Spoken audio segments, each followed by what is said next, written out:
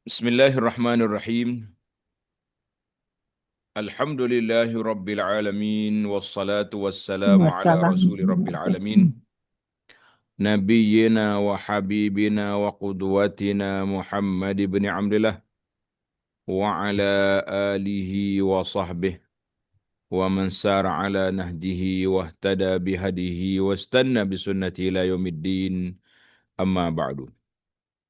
Yang dihormati pihak pengurusan Pusat Pengajian ZEK Al-Quran wal Qiraat, semua para pencinta ilmu, muslimin dan muslimat yang ada bersama, yang akan bersama, yang terus bersama dengan kita insya-Allah. Assalamualaikum warahmatullahi wabarakatuh.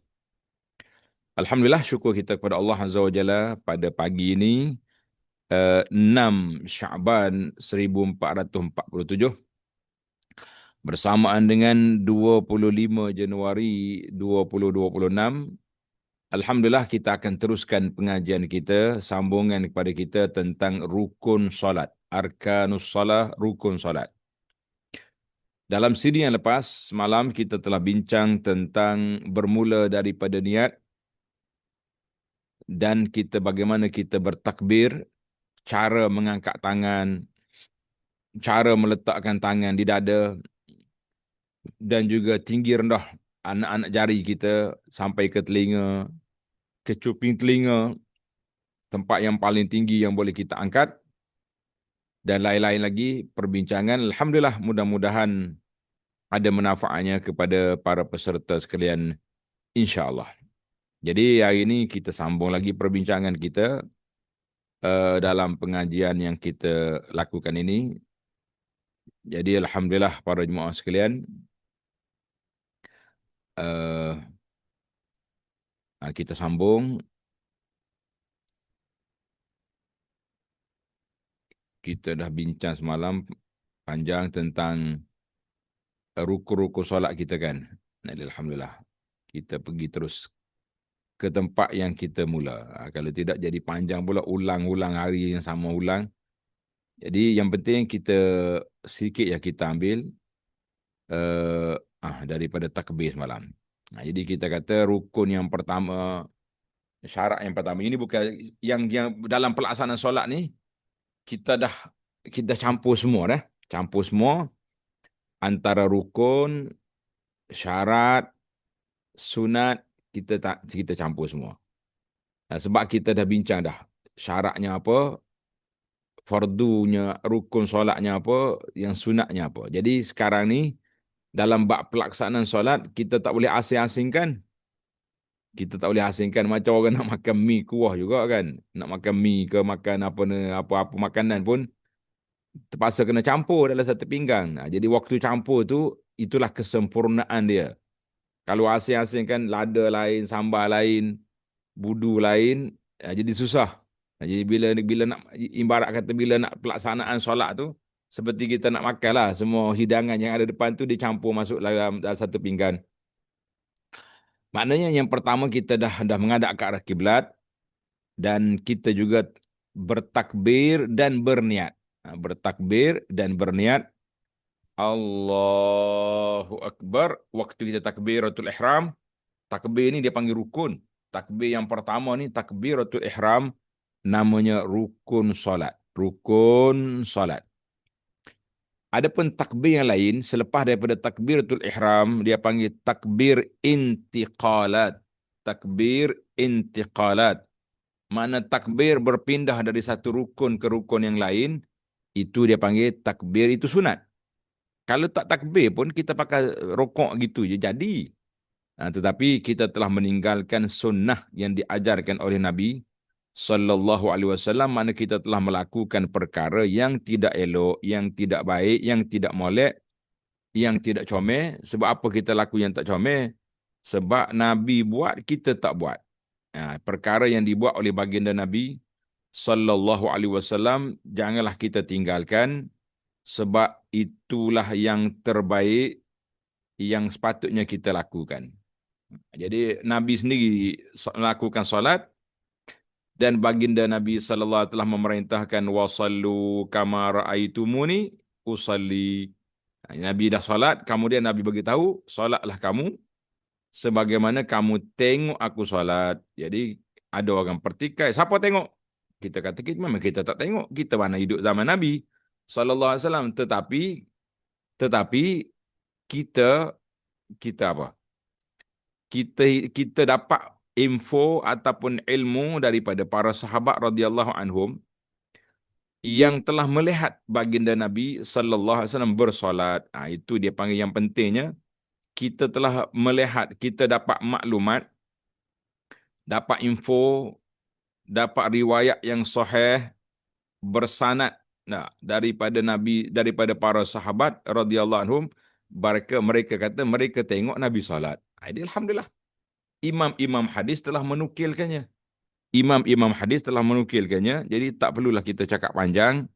Orang kata apa ni, cakap banyak dalam perkara yang telah diriwayatkan dengan sanad yang baik, sanad yang apa ni, yang itu, maka kita mengatakan itulah yang sepatutnya dia kena ada dalam melakukan ibadat kita ni. Apa yang kita ada, iaitulah riwayat yang jelas, riwayat yang sahih dari Nabi sallallahu alaihi wasallam. Baik.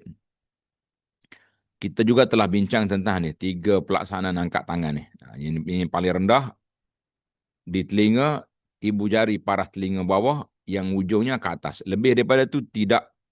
Yang lebih daripada tu dia panggil bukan lagi takbir, tapi gaya bentuk jari-jari pun kita dah bincangkan tentang nak buka setakat mana.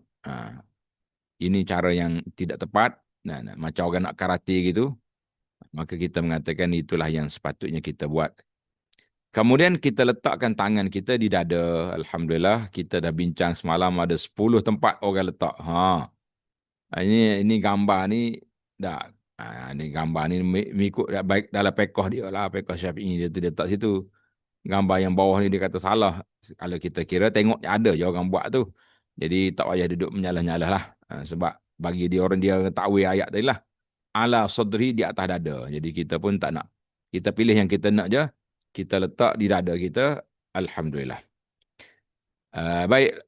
Kemudian ada lagi cara orang letak sampai angkat takbir sampai ke atas kepala. Letak tangan pula di bawah pusat. Kita kata hadis yang bawah pusat tu hadis yang tidak sahih. Jadi cukuplah kita ambil yang sudah ada. Kemudian kita juga telah membaca doa istiftah, doa iftitah.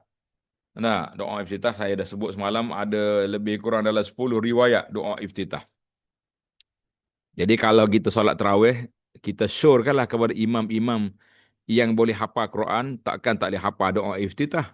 Imam dia boleh hafal Quran, takkanlah dia tak boleh hafal doa iftitah. Jadi kita kata imam, oh Pak Imam, tolonglah hafal-hafal doa ni. Rakaat yang mula-mula, yang pertama kita baca doa ni. Masuk kepada takbir yang kedua, nak cukup 10 takbir. Kalau kita solat 20 rakaat, 20 rakaat maknanya kita solat 10 takbir. Kalau kita solat tarawih 8 rakaat, maknanya kita hanya ada takbiratul ihram 4 kali. Ada 4 kali doa iftitah. Pilihlah yang mana nak, yang kita nak ihyakan sunnah ini, nak hidupkan sunnah ini supaya berlakunya adanya doa iftitah. Itu yang matlamat kitanya, supaya adanya doa iftitah, jangan tak ada. Baik, kemudian kita baca Al-Fatihah, ucap isti'azah, a'udzubillahi minasyaitonirrajim dulu. Kemudian baca bismillah, kemudian kita baca Al-Fatihah pada setiap rakaat. Setelah Al-Fatihah, kita ingat jangan lupa baca amin bersama dengan imam, ataupun kalau kita solat seorang pun kita beraminkan dia juga. Sebab Al-Fatihah itu doa. Al-Fatihah itu doa. Cuba kita tengok doa surah Fatihah yang ada di sini. Bermula dengan Alhamdulillahirrabbilalamin, kita puji Allah. Ar-Rahmanir-Rahim, masih lagi puji Allah. Allah Ta'ala berfirman dalam hadis kursi, bila kita baca Al-Fatihah ni, Allah respon. Allah jawab, Alhamdulillahi Rabbil Alamin. Allah kata, Hamidani Abdi. Hamba aku telah memuji aku. Ar-Rahmanir Rahim. Majjadani Abdi. Jadi semua ayat-ayat yang kita baca, Allah Ta'ala jawab. Kemudian bila sampai kepada iyyaka na'budu wa iyyaka nasta'in, hanya kepada Engkau yang Engkau ya Allah yang kami sembah, dan hanya kepada Engkau sajalah kami minta pertolongan. Ketika itu Allah kata, haza baini wa baina abdi nisfain. Ini kita bagi dua Fatihah ni di antara aku dengan hamba aku. Wali abdi ma sa'ala, dan bagi hamba aku apa yang dia nak. Maka bila kita minta ihdinas siratal mustaqim, itu dia panggil permohonan. Permohonan ihdinas siratal mustaqim. Ya Allah, tunjuklah kami jalan yang lurus. Jalan mana tu? Siratal ladzina an'amta 'alaihim ghairil maghdubi 'alaihim waladdallin. Jalan orang yang kau beri nikmat ke atas mereka. Siapa? Jalan para nabi, jalan para rasul, jalan orang-orang yang soleh. Ghairil maghdubi 'alaihim, bukan jalan engkau orang yang golongan yang engkau murkai. Siapa dia ketua yang dimurkai oleh Allah di atas dunia ni? Ulama tafsir mengatakan mereka ialah al-Yahud, orang Yahudi. Kenapa Allah murka kepada mereka? Sebab orang Yahudi ni dia di antara orang yang menyelewengkan makna ayat. Allah kata lain, dia cakap lain. Dan semua orang yang mengikut jejak langkah Yahudi, menyelewengkan ayat-ayat Allah, maka orang itu dikira al-maghdubi alaihim, orang yang dimurkai oleh Allah Azza wa Jalla ke atas mereka. Orang yang dimurkai oleh Allah ke atas mereka, ini golongan yang berbahaya. Jangan sekali-kali kita pergi ikut mereka, jangan sekali-kali. Waladdallin. Dan jangan pula, bukan juga jalan orang golongan yang sesat. Siapakah golongan yang sesat? Golongan yang sesat itulah golongan Nasara sebagai ketua pelopornya, dan semua watak-watak di atas dunia ni yang mengikut jalan Nasara, melakukan kesesatan, menyelewengkan ajaran, maka itu dia panggil ad-dallin. Ini penting. Mana dalam Al-Fatihah tu kita kena menjiwai. Yang pertama, sebab itulah dia panggil Al-Fatihah ni dibaca 17 kali dalam solat yang rasmi. 17 kali dalam solat yang rasmi kita kena baca. Sebab apa? Sebab dia mengandungi bacaan yang makna yang begitu besar, pengakuan yang sangat kuat, dan permohonan yang sangat telus. Kita kena ingat. Barulah kita terasa, oh aku baca Fatihah. Aku berdoa kepada Allah. Aku memuji Allah. Aku membuat pengakuan di terhadap Allah Azza wa Jalla. Dan aku mohon supaya Allah Ta'ala anugerahkan kepadaku siratal mustaqim, jalan yang lurus. Sirat al-mustaqim, makna jalan yang lurus, jalan yang benar, jalan yang diredai oleh Allah Azza wa Jalla, itu makna jalan yang lurus. Makna jalan yang lurus, itulah dia jalannya. Jadi para jemaah sekalian, Alhamdulillah. Alhamdulillah, kita mengatakan bahawa segala perkara yang dibuat oleh Allah Azza wa Jalla, segala perkara yang ditunjukkan oleh Allah Azza wa Jalla, itulah yang kita mohon. Jadi bayangkanlah, para jemaah, para pencinta ilmu, bayangkan 17 kali satu hari kita buat pengakuan dan kita buat permohonan. Allah Ta'ala berjanji kepada hamba dia, wa iza sa'alaka ibadi anni fa inni qarib. Kalau hamba aku tanya tentang aku dekat. Allah Ta'ala juga berjanji, ud'uni astajib lakum. Doalah, mintalah kepada aku perkenankan doa. Jadi tiba-tiba kita malah nak doa. Tiba-tiba kita baca Fatihah, kita tak terasa kita berdoa. Kita mengatakan itulah satu kerugian yang amat nyata. Kerugian yang amat besar bila kita tidak menjiwai, tidak merasai, tidak menghayati apa yang kita belajar ini sebagai salah satu daripada cara untuk kita at-taqarrub ilallah, mendekatkan daripada Allah dengan sebaik-baiknya. Jadi alhamdulillah, setelah kita berdoa, barulah datang waladdallin. Amin. Amin itu makna ya Allah istajib. Kita ingat dah kalau kita kata amin dengan makna Allahumma istajib, ya Allah perkenankanlah permohonan kami. Itu makna amin. Makna amin itu apa dia? Allahumma istajib, ya Allah perkenankan permohonan kami. Itu makna amin. Ya Allah perkenankan permohonan kami. Permintaan yang kami lakukan ini engkau perkenankan ya Allah. Barulah kita terasa, oh aku ni minta dengan Allah. Amin. Ramai-ramai kita amin.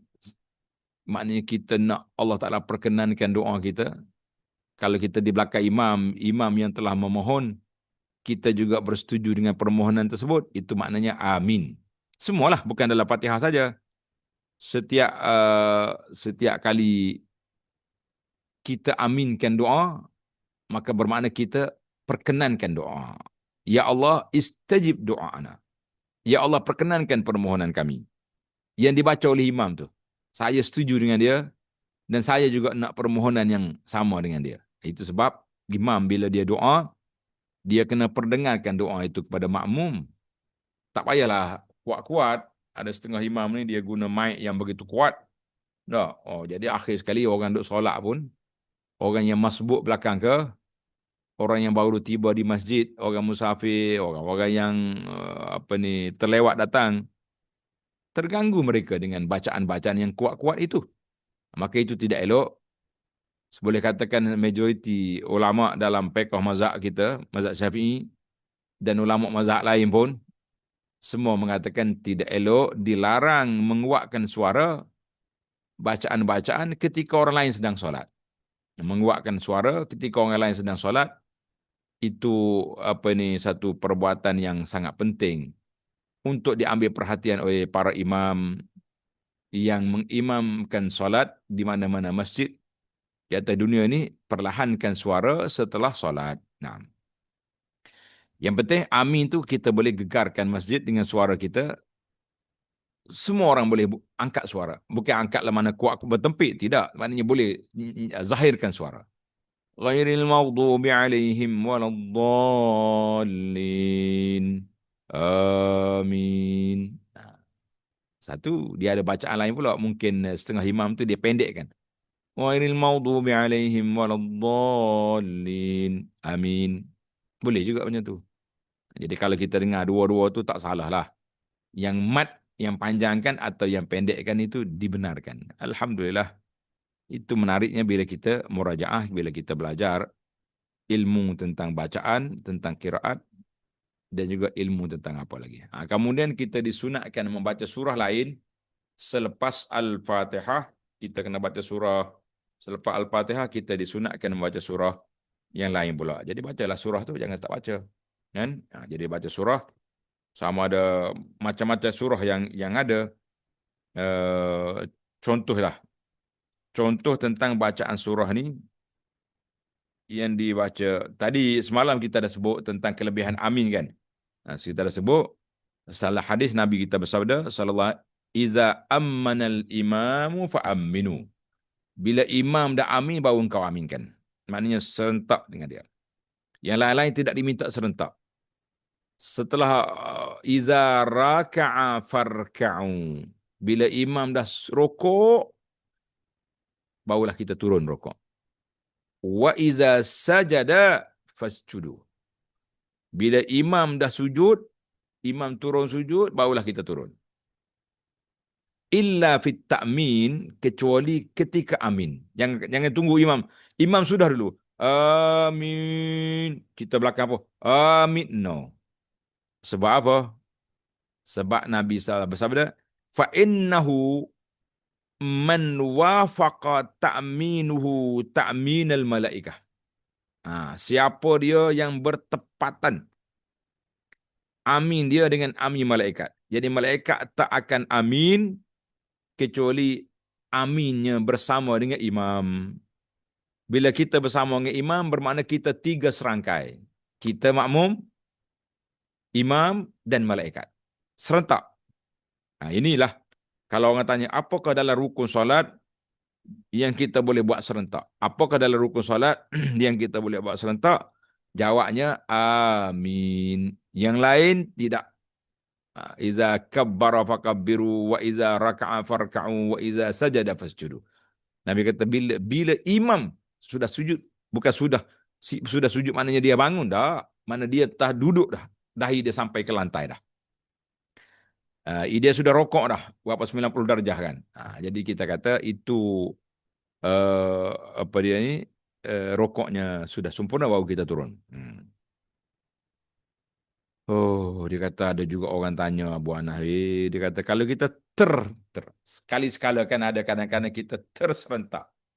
Nah, sekali-sekala bila kita kita apa ni kita terserentak, maknanya terbuat sekali. Buat sekali ketika itu uh, barulah kita, ada ke batas solat? Jawabnya makruh perbuatan itu. Jadi perbuatan itu tidak elok, dilarang. Tapi taklah batal lagi.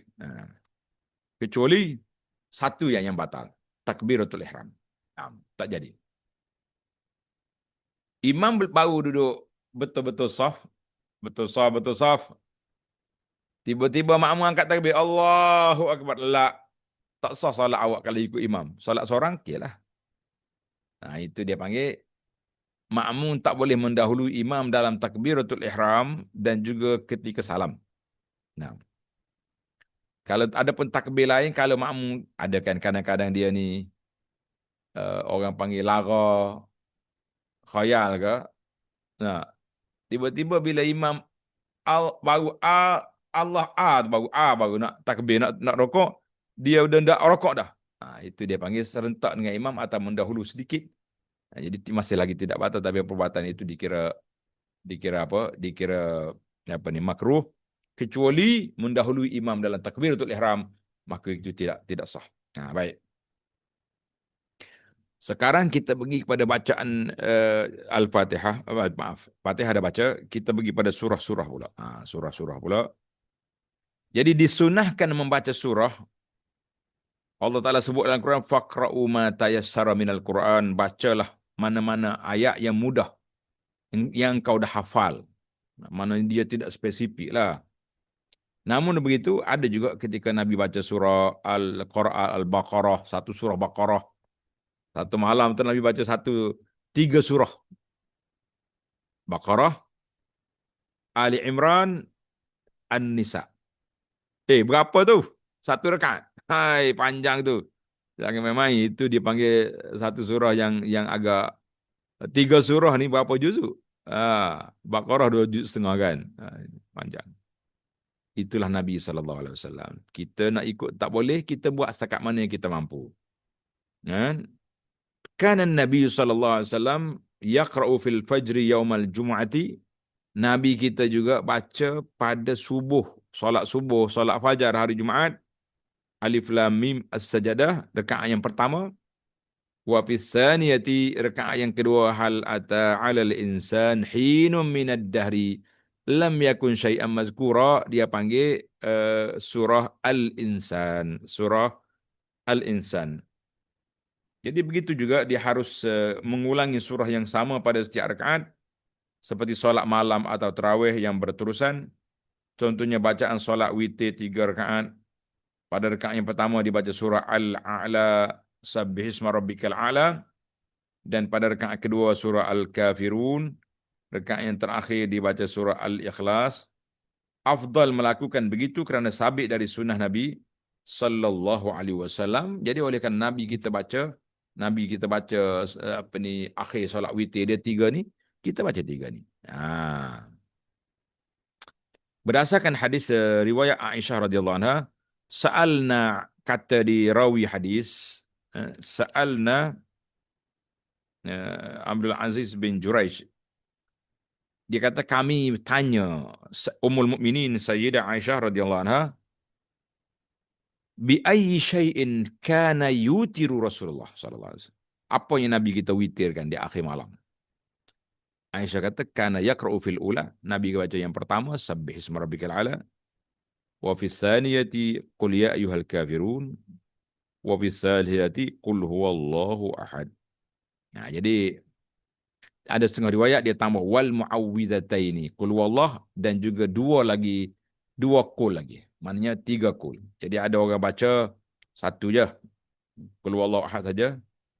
Ada juga riwayat kata qul huwallah dan dua qul lagi. Jadi ada khilaf situ lah. Kalau imam rasa dah panjang dah lama dah, nak ambil satu surah pun jadi dah. Kalau baca pendek-pendek ya, baca tiga surah pun ada juga. Hmm. Baik, surah-surah lain ni tamatlah kita perbincangan. Alhamdulillah. Selepas daripada baca surah, selepas Al-Fatihah, maka kita nak pergi kepada rukuk.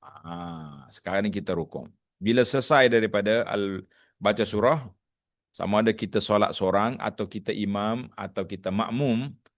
Jadi bagi makmum yang solat jahri, cukuplah dia dengar aja imam baca surah, kita dengar ajalah.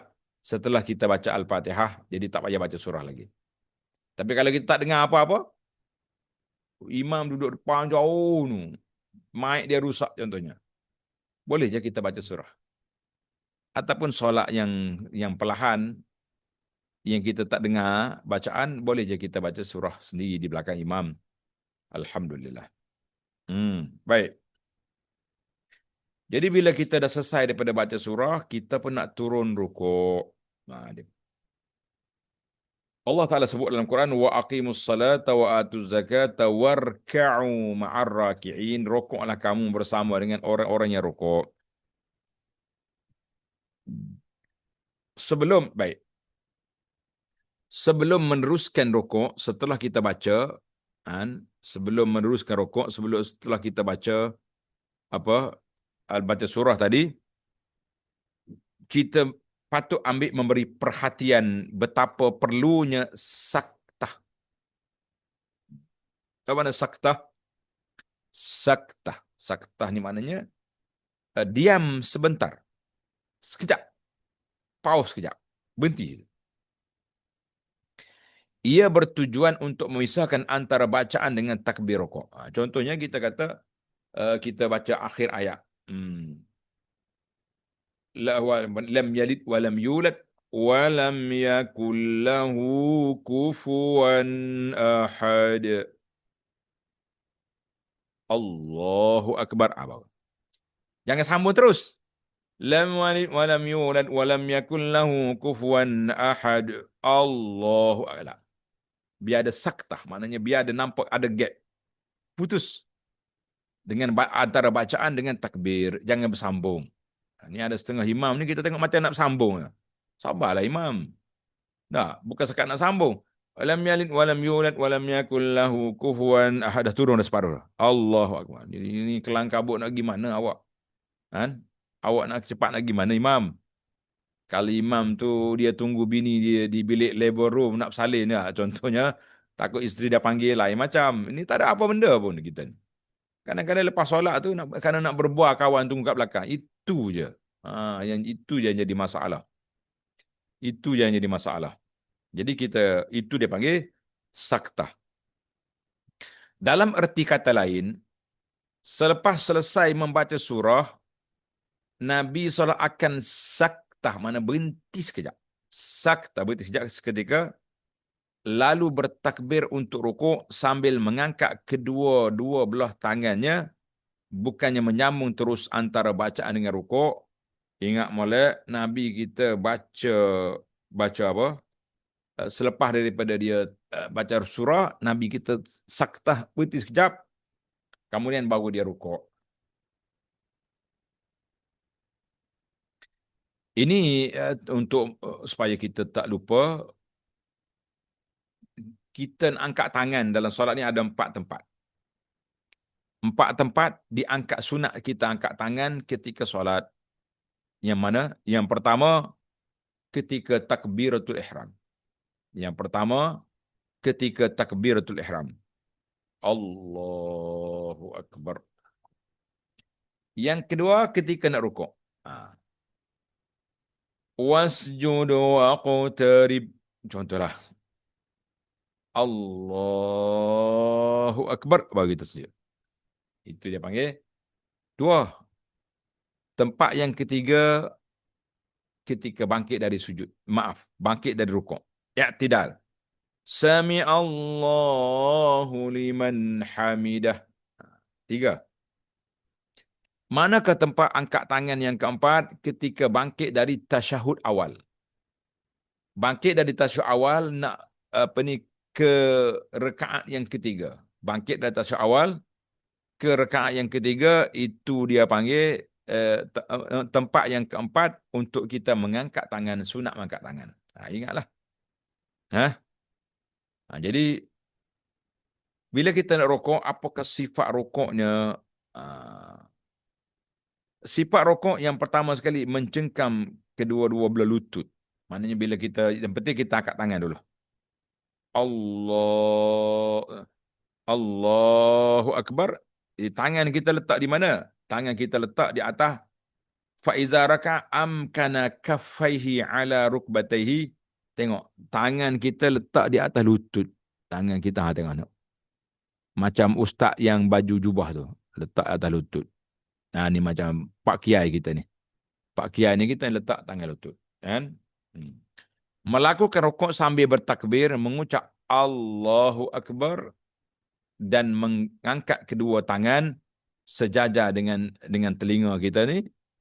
Kemudian kita letak di mana tangan? Letak di atas lutut dan mata kita tengok di tempat sujud. Mata kita tengok tempat sujud. Itu yang pertama. Yang kedua, merenggangkan jari jemari ketika ketika kita letak tangan atas lutut tu, jari-jari kita terbuka. Tidak kata bukan macam penumbuk, tak.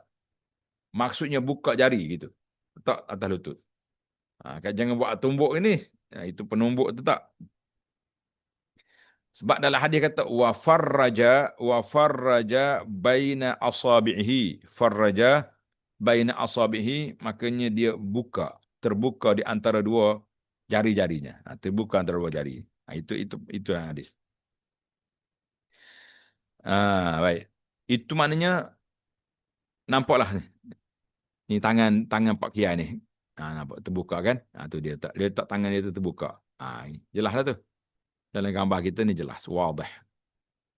Ada lagi gambar yang lebih jelas. Yang ni nanti. Yang ni kesalahan dalam rukuk. Tengok. Ni.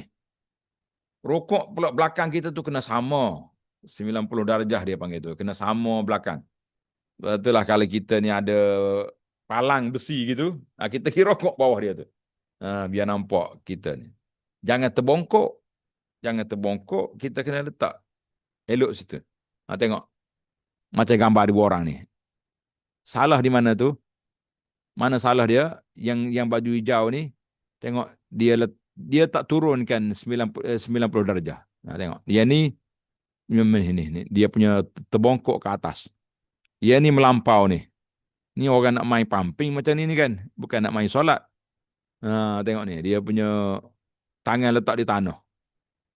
Kepala turun lebih bawah. Itu dia panggil di antara kesilapan-kesilapan yang tidak sepatutnya dilakukan oleh orang yang solat. Kita tak naklah buat benda yang tidak elok. Solat ni ibadat. Kan? Jadi kita ni gambar ni terang. Ini yang atas ni dia tak turun rapat, tak turun 90 darjah. Ia ni turun terbongkok kepala dia, ni macam kura-kura ni. Ini dipanggil belakang kura-kura. Belakang kura-kura tidak elok. Bukan begitu cara solat yang betul. Yang betulnya macam adik kita ni. Ini okey. Ustaz ni betul dia punya. Itu pun kalau kita boleh betulkan lagi belakang tu elok. Betulkan lagi belakang tu sangat elok. Kan? Baik. Ini yang betul. Tengok yang tak betul pun ada. Dalam kata ni pun yang tak betul salah.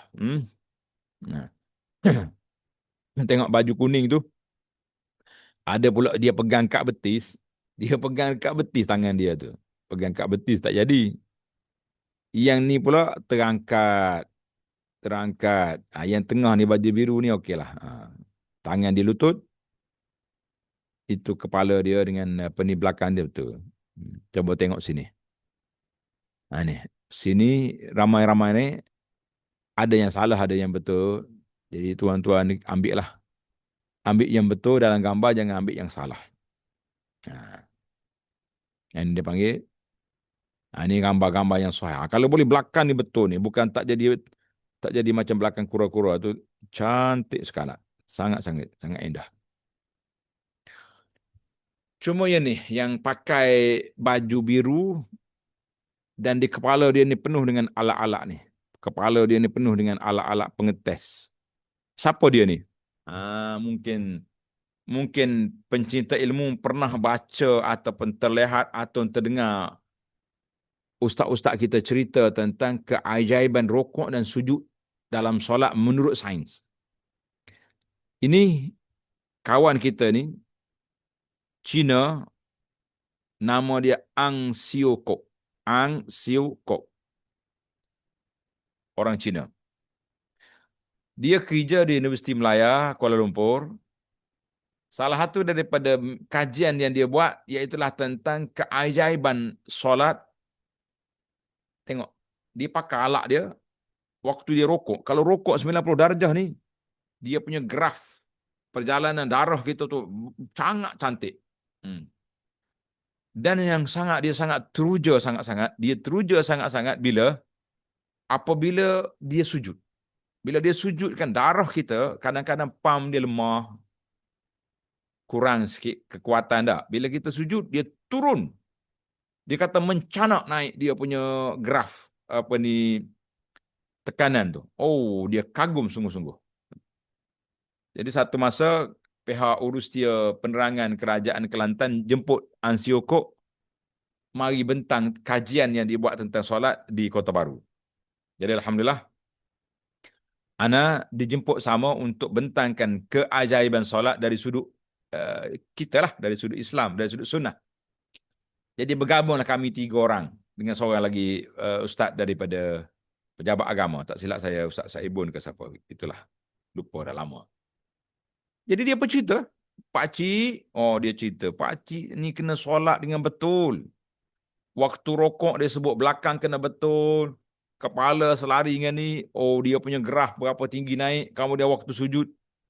Kita kata Masya Allah, Tabarakallah. Di akhir forum, saya kata, Ya Allah, Ya Tuhan, saya mengharapkan supaya brother Ang Siokok ni, hari ni dia bentang solat dalam sudut sain. Saya mengharapkan satu masa lagi saya nak forum dengan dia di tempat ini atau di mana-mana di Malaysia ini. Ang dah boleh bentang solat dari sudut sain dan syariat. Maknanya kita mengharap dia masuk Islam. Tapi sampai saat ini, sudah lebih daripada 10 tahun forum, sampai saat ini, saya tak dengar lagi Bro Ang Siuko bersyahadah. Wallahu alam. Kita masih lagi menunggu. Rahmat Allah sangat-sangat luas. Masa kita masih ada. Selagi hayat di kandung badan, kita mengharap dia akan syahadah juga sebelum dia mati. Sebab dia dah tahu dah kelebihan solat. Jadi para jemaah sekalian, alhamdulillah, mana kita turun, kita takbir Allah bila kita sudah baca surah Allahu Akbar. Jadi kita turun serentak. Sami Allah. Ataupun yang penting kita turun sambil bertakbir dan angkat tangan di awalnya. Turunlah kita rukuk. Dalam rukuk apa yang kita baca? Seperti yang kita dah bacalah. Subhana rabbiyal azim. Subhana rabbiyal azim. Subhana rabbiyal azim. Dan ada juga riwayat Subhana rabbiyal azim wa bihamdihi 3 kali. Jadi ada zikir-zikir yang maksur. Zikir yang maksur ni zikir yang diambil daripada sunnah Nabi SAW. Yang pertama, Subhana Rabbiyal Azim. Subhana Rabbiyal Azim. Cakap tu je. Satu. Ataupun dari riwayat Abu Daud, ada tambahan, Subhana Rabbiyal Azim wa bihamdih. Bacaan yang ketiga, Subhanallah wa bihamdih. Subhanallah wa bihamdih. Ini di antara zikir-zikir maksur yang kita boleh baca. Ataupun Subhanakallahumma wa bihamdika Allahumma ghafirli. Subhanakallahumma wa bihamdika Allahumma ghafirli. Subuhun qudusun rabbul malaikati waruh. Yang keenam, subhanakallahumma hamdika astaghfiruka wa atubu ilaik. Yang ketujuh, subhanaka rabbana wa bihamdika Allahumma ufirli. Ha. Yang kelapan, subhanallah wa bihamdihi astaghfirullah wa atubu ilaik. Ataupun kalau kita solat malam, solat tahajud, solat kita tak panjang, kita seorang solat sunat, elok juga kita baca ni. Allahumma laka raka'tu wa bika amantu wa laka aslamtu qash'alaka sam'i wa basari wa mukhi wa azmi wa asabi. Menarik ni. Ya Allah, untukmu aku rukuk, denganmu aku beriman, untukmu aku menyerahkan diri, untukmu segala kekhusyukan pendengaranku, penglihatanku, pemikiranku, tulang sendiku dan urat sarafku. Jadi kita letak kepada Allah Azza wa Jalla. Hadis ini dalam Muslim. Ada lagi bacaan-bacaan yang panjang. Saya dah bagi kepada para jemaah dalam buku Perisai Muslim yang telah kita bagikan itu. Ambillah buku itu, bukalah dia, amalkan dia, dan Alhamdulillah sudah ada aplikasi dalam handphone. Handphone Android boleh pakai, iPhone pun boleh pakai. Tuan-tuan masuk je dalam telefon. Macam saya ni. Alhamdulillah. Ana sendiri, saya yang duduk kempen-kempen ni, Alhamdulillah kita telah pakai dalam telefon kita ni, aplikasi ni, Perisai Muslim, dia ada gambar macam ni. Tak nampak ni, gambar warna hijau ni, tu dia panggil Perisai Muslim. Menarik, bila kita tekan ni, dia akan keluar Perisai Muslim. Mana tempat yang lebih. Kemudian, kita boleh cari di situ, bacaan apa yang kita nak. Masya Allah, sangat senang, sangat mudah, sangat simple. Dan tuan-tuan bila pergi ke mana-mana munasabah, kita kata munasabah. Apa dia munasabah? Mana-mana tempat yang sesuai kita pergi. Kita sesuai kita pergi kenduri, apa bacaan? Buka Perisai Muslim. Bila kita pergi tempat yang kematian, apa patut kita baca di hadapan bila kita ziarah jenazah? Apa yang kita patut kita baca bila kita nak solat jenazah? Apa yang kita baca bila... Yang penting, setiap tempat tu ada je bacaan-bacaan yang sunat. Yang diajar oleh baginda Nabi sallallahu alaihi wasallam. Kita kata alhamdulillah, para jemaah sekalian, itulah yang sepatutnya diamalkan oleh Nabi sallallahu alaihi wasallam. Baiklah. Masya Allah, tabarakallah.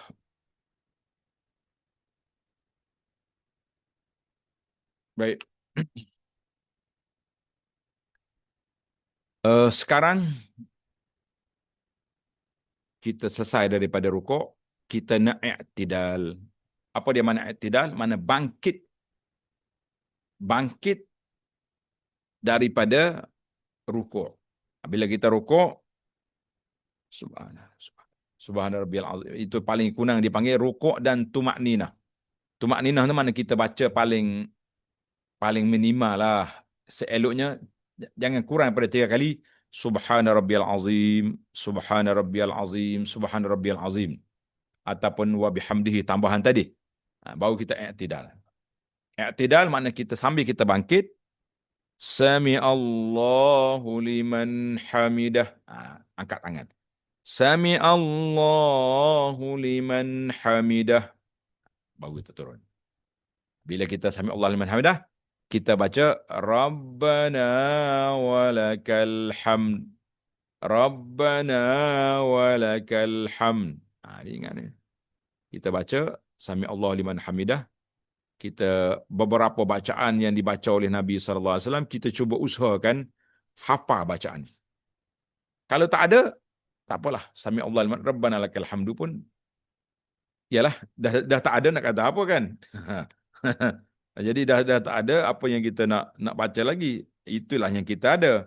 Tapi seeloknya kita cuba usahakan hafal bacaan-bacaan yang warid daripada Nabi sallallahu alaihi wasallam. Jadi cuma khilaf tentang kalau kita solat jemaah.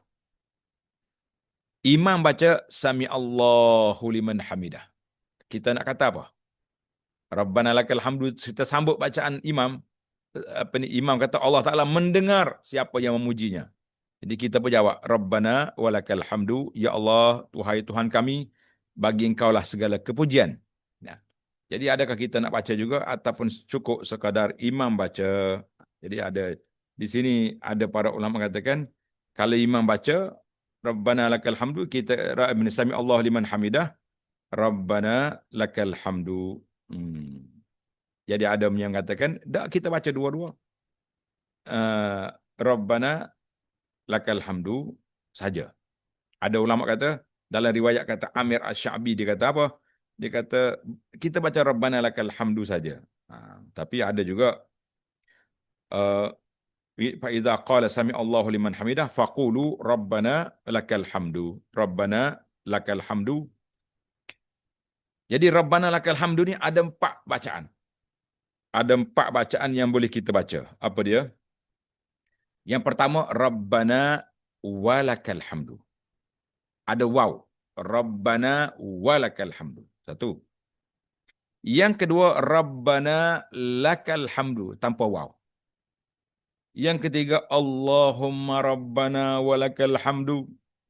Yang keempat, Allahumma Rabbana lakal hamdu. Ini 4 bacaan kepada satu bacaan saja. Iaitulah bacaan ketika kita bangkit i'tidal. Ada juga setengah ni dalam kitab fiqh dia kata kita baca juga. Bila kita bangkit sami Allahu liman hamidah, kita berkata juga sami Allah liman hamidah. Jadi tapi dalam riwayat ni kata taklah, kalau kita makmum kita sambut je apa yang dikata oleh imam. Allah Taala mendengar apa yang kamu puji dia. Kita berkata Rabbana lakal hamdu, Rabbana walakal hamdu, Rabbana Allahumma Rabbana lakal hamdu. Baik. Yang saya sebut tadi beberapa yang penting bila kita bangkit kita tenang. Sami Allahu liman hamidah. Rabbana lakal hamdu. Jadi waktu tu kita tunduklah, tengok muka kita tu tempat sujud lagi. Dan tangan kita jangan berayun. Ada setengah orang tangan dia berayun gitu. Ingat baik, itu berapa kali bergerak itu. Tidak elok. Jadi kita kekalkan tangan seperti haji dan hajah yang baju hijau dengan baju putih tu. Nah, tangan dia duduk ya kat bawah tu. Rabbana lakal hamdu. Rabbana walakal hamdu. Tegakkan gitu. Jangan setengah orang tangan dia berayun. Jadi kita tak mau tangan berayun. Kita tak mau tangan kita berayun-ayun. Kita nak kekalkan tenang. Dan tengok ni. Semua tangan turun. Duduk kat situ. Jadi eloknya, kalau mampu kita cubalah hafal satu lagi doa yang dibaca oleh Nabi SAW ketika i'tidal. Rabbana lakal hamdu mil as-samawati wal ardi wa ma bainahuma wa mil ma syi'ta min syai'in ba'du. Allahumma rabbana lakal hamdu mil as-samawati wa mil al-ardi wa mil ma syi'ta min syai'in ba'du. Baru kita, itu di antara bacaan yang dibaca oleh Nabi sallallahu alaihi wasallam. Ataupun Allahumma rabbana lakal hamdu mil as-samawati wa mil al-ardi wa ma bainahuma wa mil ma syi'ta min syai'in ba'du. Ahlas thana'i wal majdi la mani'a lima a'taita wa la mu'tiya lima mana'ta wa la yanfa'u zal jadd minkal jadd bizal jaddi minkal jaddu. Jadi ini bacaan-bacaan yang warid daripada Nabi sallallahu alaihi wasallam. Banyak lagi bacaan lain tapi kita taklah nak panjang-panjangkan, cukuplah kalau boleh para jemaah tambah ini bacaan ini satu lagi. Biar sempurna kita punya memuji Allah Azza wa Jalla, biar lengkap dan sempurna. Itulah yang terbaiknya insya-Allah. Yang terbaiknya di situ insya-Allah. Baik, kita pergi lagi kepada tamatlah kita setelah kita i'tidal, tegak berdiri, dan sekarang sampailah masa kepada kita turun sujud. Turun sujud. Kita nak sujud adalah. Jadi bila kita nak sujud, Allah Ta'ala sebut dalam Quran, fasjudu lillahi wa'budu. Sujudlah kamu kepada Allah dan beribadatlah kepadanya. Jadi macam mana kita nak sujud? Wa iza sajada fasjudu. Sifat sujud, Jadi bila kita nak turun, ini cara turun ni. Cara turun sujud. Berapa perkara penting tentang sujud. Jadi yang penting, waktu nak sujud, tak ada lagi angkat tangan. Tidak kata, Sami Allahu liman hamidah, Sami Allahu liman hamidah, Rabbana lakal hamdu, Rabbana walakal hamdu. Ataupun kita baca yang ringkas lah. Kemudian kita pun nak turun sujud. Jadi tak perlu lagi kita angkat tangan ketika turun sujud. Cuma berbeza tentang ulama kita berbahas tentang nak turun tangan dulu ke, nak turun tangan dulu ke, lutut dulu. Tangan dulu ke lutut dulu. Ini bahas panjang juga tu. Turun tangan dulu ke turun lutut dulu. Jadi ada setengah ulama. Tengok ni. Tengok dalam buku kita yang saya tayang kat sini. Adakah lutut atau tangan yang perlu mencecah tanah terlebih dahulu semasa turun untuk sujud?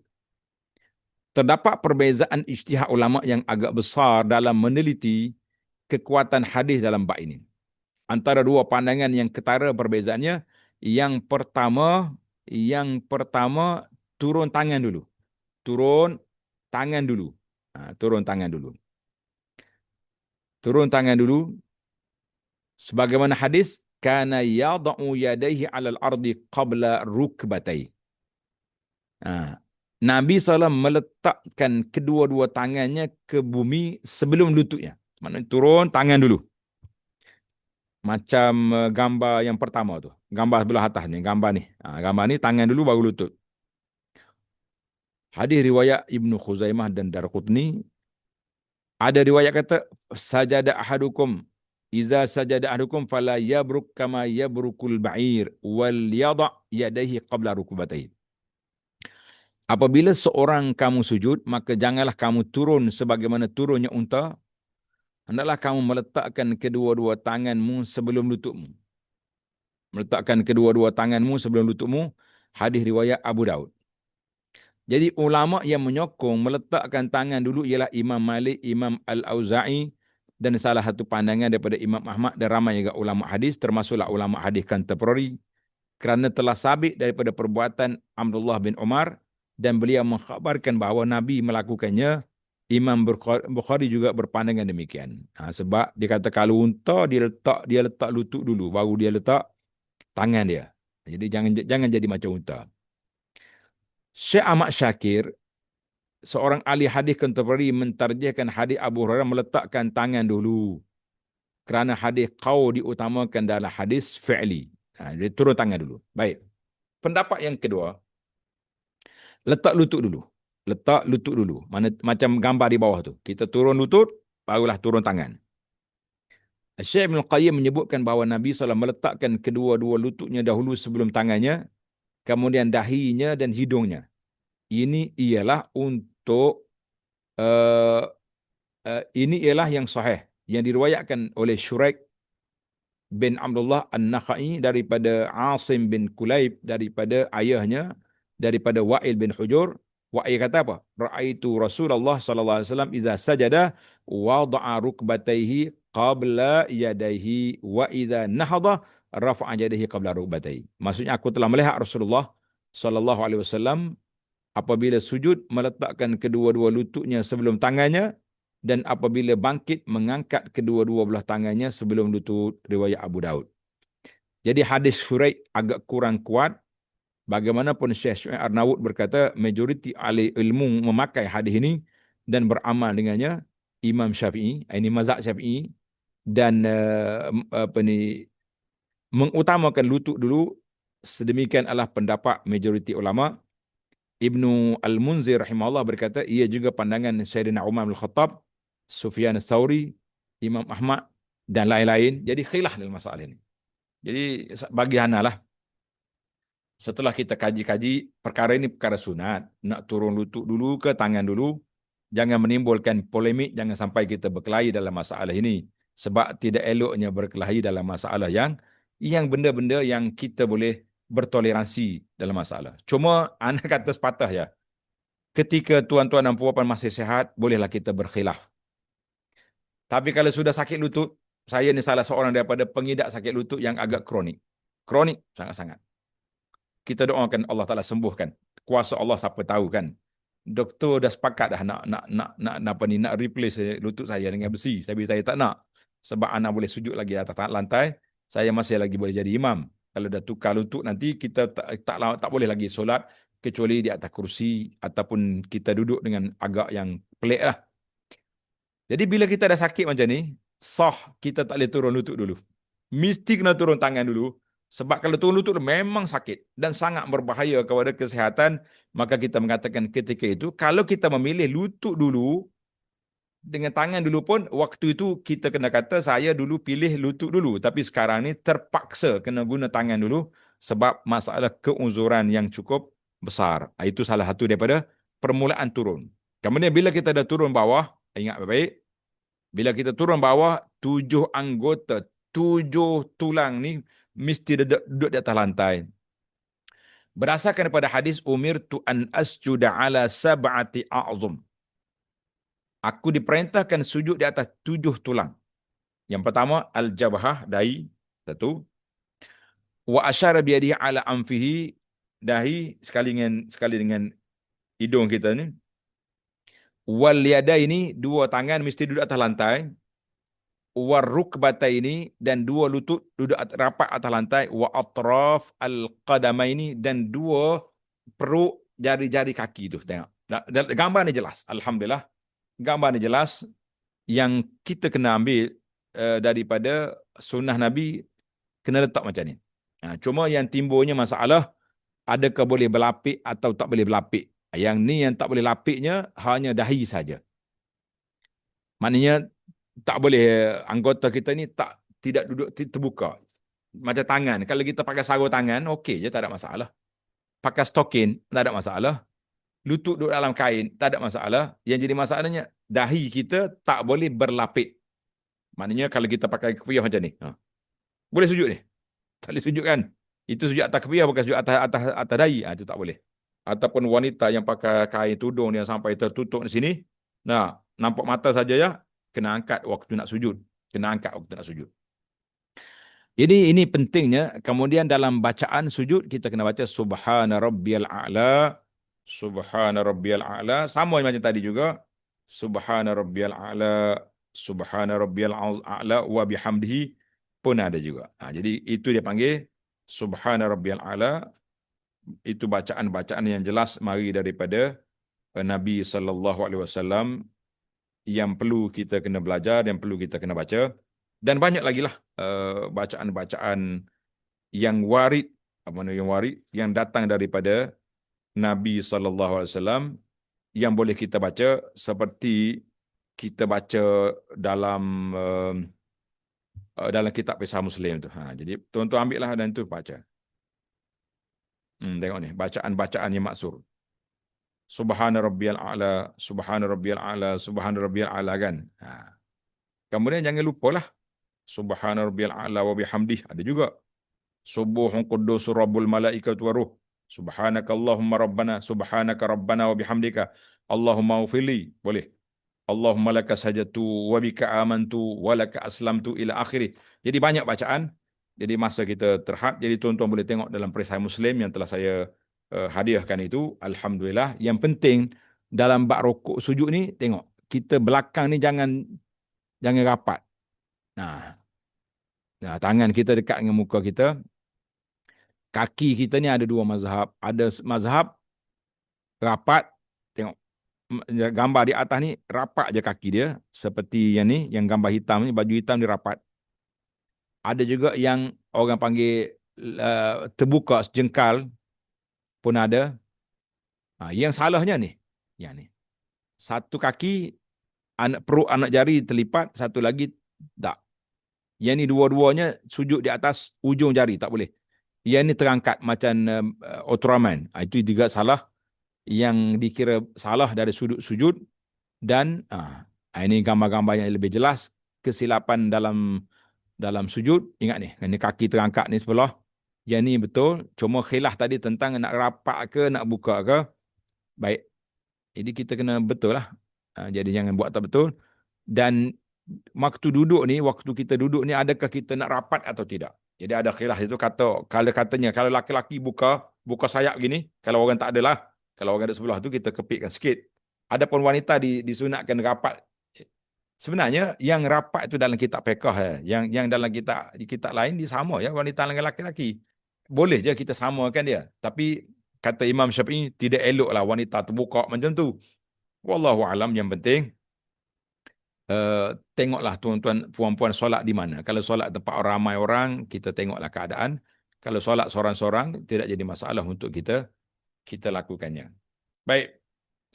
Kemudian selesai daripada sujud, kita pun selesai baca doa, kita bangkit. Allahu Akbar, duduk di antara dua sujud. Kemudian bertakbir dan duduk iftiras. Apa duduk iftiras? Duduk atas paha, tapak kaki kiri dan menegakkan kaki kanan serta menghadapkan jari-jari kanan ke arah kiblat. Ini separuh itu. Kadang-kadang Rasulullah duduk cara iqa'. Iqa' ni payah sikitlah. Yang penting kita duduk di atas seperti yang kita duduk. Ni dalam ini dipanggil duduk iqa'. Duduk iqa'. Duduk atas kaki itu. Ataupun duduk atas lantai terus. Tapi yang kita naknya iftirash ini macam ni. Ni duduk atas kaki kiri, yang kanan diangkat. Kaki kiri, yang kanannya diangkat. Yang ni untuk orang sakit gout boleh. Tapi kalau orang yang sehat walafiat tidak dibenarkan seperti itu. Kita mengatakan itulah kesilapan-kesilapan yang dilakukan oleh orang dalam masalah rokok, dalam masalah sujud ini. Jadi alhamdulillah para pelajar sekalian, itu rengkah-rengkah yang kita belajar dalam masalah sujud. Baik. Bila selesai sujud, kita bangkitlah. Allahu Akbar, tak payah angkat tangan kecuali setelah kita baca tasyahud yang pertama. Baca tasyahud yang pertama, selepas tasyahud barulah kita bangkit, kita angkat tangan. Selepas baca tasyahud. Dan membaca tasyahud akhir, ini tasyahud akhir kita duduk macam inilah. Jadi tasyahud yang pertama kita duduk, dia panggil duduk tawarruk. Duduk iftirash. Iftirash duduk macam ni. Duduk tawarruk mana kita duduk di atas punggung, kaki kita diangkat. Ini kesilapan-kesilapan yang berlakulah dalam apa ni? Dalam kita baca tadi, dalam kita belajar tadi. Baik. Macam-macam kedudukan yang ada. Ni gambar orang sakit lutut, orang sakit macam-macam sakit lah. Yang betul macam ni untuk dia panggil duduk iftirash. Adapun duduk tawarruk, kita duduk seperti tahiyat akhir. Ni macam baju hitam ni dia panggil duduk tawarruk. Sebab kita duduk atas punggung, kemudian kita angkat kita punya kaki. Alhamdulillah, itu di antara dua perbezaan duduk tahiyat awal dengan tahiyat akhir. Ataupun setengah orang kata duduk yang solat yang ada dua tahiyat, maka duduk yang pertama iftirash, duduk yang kedua tawarruk. Duduk yang pertama iftirash, duduk yang kedua tawarruk, itu untuk orang yang solat yang ada dua apa? Ada dua tahiyat. Kemudian kita baca tahiyat seperti yang kita hafal. Cuma waktu kita tahiyat itu macam mana tangan kita? Tangan kita macam mana? Jadi ada ulama kata kita ada dua cara tengok syekh kita ni. Ni ada duduk macam ni. Macam kita duduk macam ni, at-tahiyatul mubarakat, ataupun duduk gini, terbuka gini. Dia ada dua riwayat. Jadi buatlah seperti yang kita dah buat sekarang ni pun tak ada masalah. Cuma jari kita nak gerak ke tidak? Nak gerak ke tidak jari? Jadi ini adalah antara masalah khilaf yang berlaku di antara para ulama Islam. Contohnya orang mazhab Maliki dan mazhab lain, dia akan gerak. Isbatu hadisi tahrikil asabi'. Mana dia gerak sepanjang tahiyat tu bergerak gini. Gerak gini atau gerak gitu. Adapun setengah mazhab lain seperti mazhab fiqh Syafi'i ini, dia tak bergerak dah. Kecuali ketika tasyahud, asyhadu alla ilaha illallah. Isyarat gitu je, kita pun tengok dia, lepas tu diam. Jadi alhamdulillah itu di antara amalan. Selesai daripada tasyahud, kita juga diminta supaya baca doa di akhir tasyahud, iaitulah doa-doa yang diajar oleh Nabi. sallallahu alaihi wasallam. Yaitu kemudian baru kita bagi salam. Assalamualaikum warahmatullahi. Assalamualaikum warahmatullahi. Jadi insyaAllah bacaan-bacaan dalam tasyahud ini kita akan sambung dalam siri yang akan datang supaya pendetailannya jelas. Nah, ingatlah kita berhenti di tasyahud. Kita berhenti di tasyahud karena huraian dia agak panjang juga. Bacaan dia, bacaan akhir solat. Jadi kita break setakat itu. Kita dah selesai dah. Dari sudut amali solat selesai, cuma huraian tentang tasyahud tu perlu kepada penjelasan. Jadi insya-Allah ana akan huraikan dalam siri yang akan datang. Jadi itulah kita break setakat itu dulu untuk sesi ini dan kita akan sambung lagi. Tuan-tuan ingatlah sambungan kita akan datang di tasyahud dan di tasyahud duduknya, cara duduknya dan sebagainya insya-Allah. Baik. Subhanakallahumma wa bihamdika asyhadu an la ilaha illa anta astaghfiruka wa atubu ilaik. Wa sallallahu ala nabiyyina Muhammad wa ala alihi wa sahbihi ajma'in walhamdulillahi rabbil alamin.